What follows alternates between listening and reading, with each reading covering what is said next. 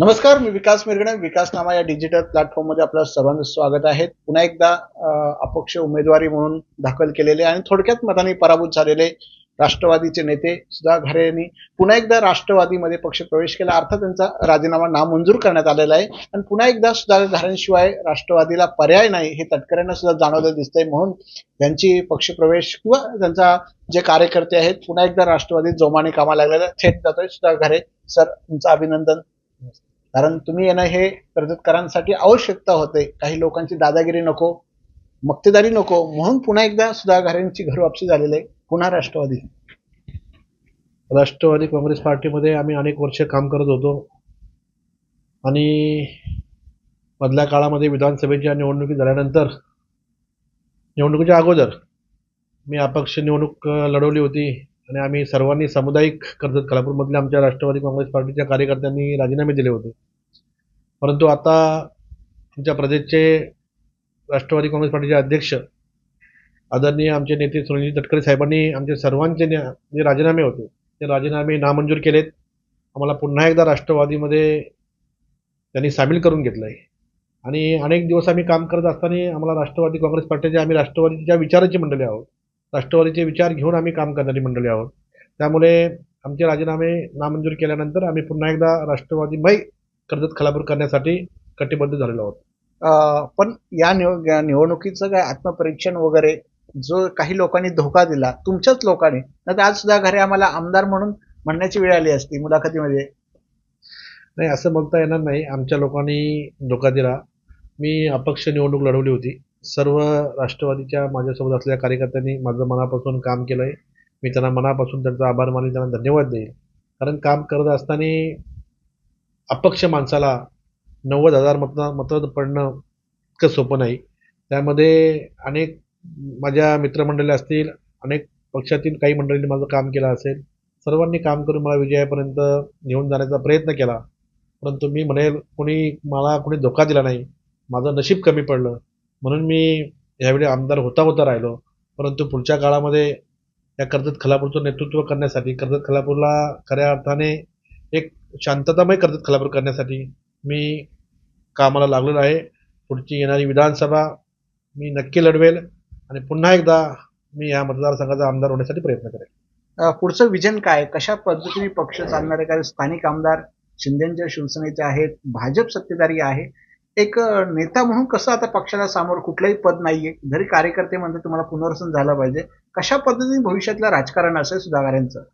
राष्ट्रवादी काँग्रेस पार्टीमध्ये मी काम करत असताना राष्ट्रवादी काँग्रेस पार्टी ही सत्तेमधला पक्ष आहे आणि काम करत असताना आमच्यासोबत आमचे नेते आदरणीय तटकरे साहेब असतील, आमच्या मंत्री महोदया आदिताई तटकरे असतील, त्यांचा आम्हाला कायमच पाठिंबा लाभलेला आहे. त्यांचं कायमच आमच्यासोबत त्यांची शक्ती आमच्यासोबत असते आणि आमचा पक्षही सत्तेमध्ये आहे.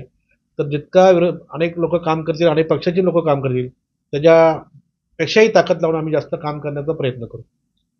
पण काही आता पक्षप्रवेश होते, बुधवारी तुमची जाहीर सभा होते, कोण कोण असणार आहेत? काय भव्य दव्य असा पक्षप्रवेशाचा आहे? 9 तारखेला रॉयल गार्डन हॉलमध्ये 5 वाजता एक कार्यकर्त्यांचा संवाद मेळावा आयोजित केलेला आहे आणि त्या निमित्ताने एक जाहीर पक्षप्रवेश आहे. त्या जाहीर पक्षप्रवेशामध्ये शेतकरी कामगार पक्षाचे नेते आणि जिल्हा परिषदेचे समाज कल्याण सभापती माझे मित्र नारायणजी डामसे साहेब आमच्या राष्ट्रवादी काँग्रेस पार्टीमध्ये प्रवेश करणार आहेत. त्यांचा आम्ही सत्कार करणार आहोत आणि त्यांच्यासोबत अनेक कार्यकर्ते आणि अनेक दुसऱ्या पक्षातून सुद्धा प्रमुख कार्यकर्ते आमच्या पक्षामध्ये प्रवेश करणार आहेत. 9 तारखेला आपल्याला ती गुड न्यूज समजेलच. तटकरे साहेब बोलले सुधाकर घारेंना रायगडचं नेतृत्व करावं, कौतुक थाप टाकलेली आहे, काय विचार झालाय? तटकरे साहेबांनी अनेक वर्ष आमच्या कर्जत खालापूरच्या राष्ट्रवादीच्या सर्व कार्यकर्त्यांना ताकद दिलेली आहे. माझा आदरणीय तटकरे साहेबांच्यावर आणि आमच्या राष्ट्रवादीच्या सर्व प्रमुख पदाधिकाऱ्यांच्यावर विश्वास आहे आणि ते आम्हाला चांगल्या पद्धतीची वागणूक देतील आणि आपल्या कर्जत खालापूरचा चांगल्या पद्धतीचा विकास करण्यासाठी आम्हाला शक्ती देतील. पण भविष्यातली स्ट्रॅटेजी काय आहे? कारण जिथं तुम्ही कमी पडलात त्या लोकांना घेण्याचं किंवा कशा पद्धती राजकीय रणनीती, कारण बरेचसे पांढरे शर्ट पांढऱ्या गाड्या घालतात पण काम करत नाही कार्यकर्ता नेता, याचं आत्मपरीक्षण सुद्धा घारे करतात की नाही? जे लाडांना धोका दिला तिथं घाऱ्यांना धोका, आता तरी सुधारणार आहेत की नाही तुम्ही?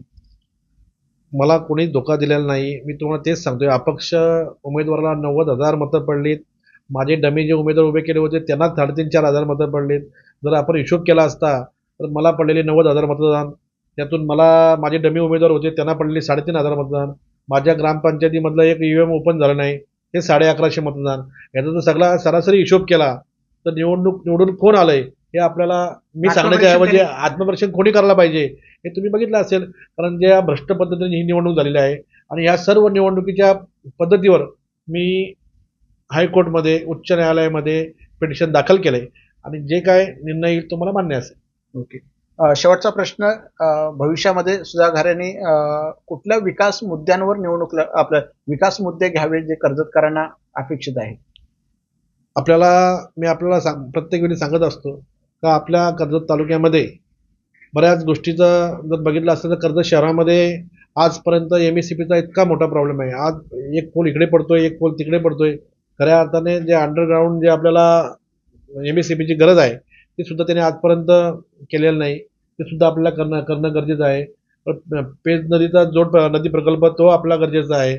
आपल्या तालुक्यामध्ये चांगल्या पद्धतीचा जे आपल्याला आवश्यक आपल्या इथे ग्रीन बेल्ट जोडचे जे काही कारखाने असतील ते कारखाने आणणं गरजेचं आहे.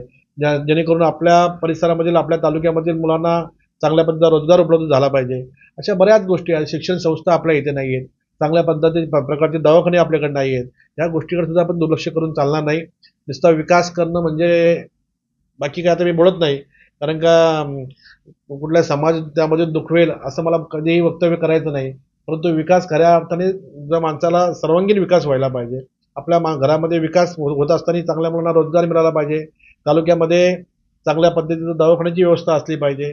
चांगल्या पद्धतीची MIDC असणं गरजेचं आहे. विकास घराण्याचाच होते ते आता मी सांगण्यापेक्षा तुम्हाला जास्त माहिती आहे विकास कोणाचा होतोय. आणि हे सगळं करत असताना मतदारसंघामध्ये जी अशांतता आहे ती खऱ्या अर्थाने कर्जत खालापूरची जनता अशांततेला कंटाळलेली आहे. तुम्ही बघितलं असेल गावामधले भांडकोट जी गावामध्ये होणारी भांडणं असतील त्याच्या पाठीमागे कोणाचा पडद्यामागे कोण आहे हे आपल्या सर्वांना माहिती आहे.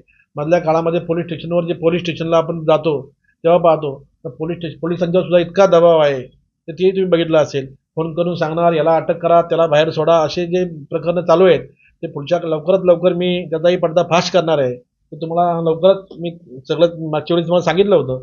आपण ज्या गोष्टीमध्ये कर्जत अशांतता आहे ती शांतता कशी राहील यासाठी मी नेहमी प्रयत्न करणार आहे. ओके. हे होते सुधा घारे. 9 तारखेला राष्ट्रवादी काँग्रेसची जाहीर सभा होते. याच सभेकडे सर्वांचं लक्ष लागून राहिले. कोण पक्ष प्रवेश करतात आणि सुधा घारे पुन्हा एकदा कामाला लागलेले आहेत. तर सर तुम्हाला खूप खूप शुभेच्छा पुढच्या निवडणुकीच्या दृष्टीने. धन्यवाद.